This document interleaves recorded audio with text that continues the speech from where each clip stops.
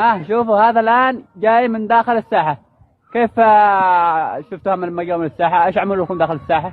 أول ما وصلنا الساحة جت سيارة ثانية وزعت علامة السعودية. أيوه. على طول الحين سحب. انسحبتوا مباشرة؟ مباشرة. وجيتوا علشان ايش انتم؟ أجينا عشان دم الشهداء وعشان حمدي. أكيد. الشيخ حمدي. بس عملوا فخ للصبيحة صح؟ أيوة فخ، لكن احنا مع القضية الجنوبية. ونعم والله. بسم الله الرحمن الرحيم. اليوم الجمعة 30 يناير.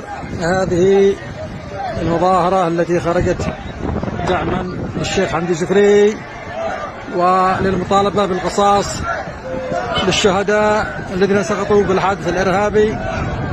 وهذه هي المظاهرات كما ترون، تدخل بأعلام الجنوب وصور الشيخ حمدي بدون أي أعلام للسعودية.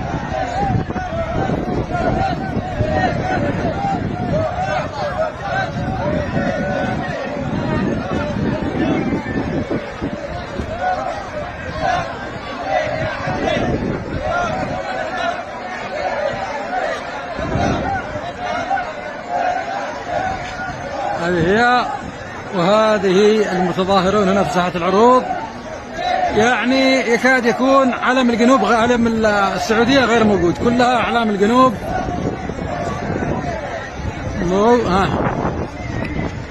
باستثناء واحد بقي معاهم بعض الأعلام بيدين، مع العلم أنه الذي وزعوهم ما يقارب 500 علم، ولكن لله الحمد جميع المتظاهرين قاموا برمي هذه الأعلام وبعضهم خباها، ولله الحمد.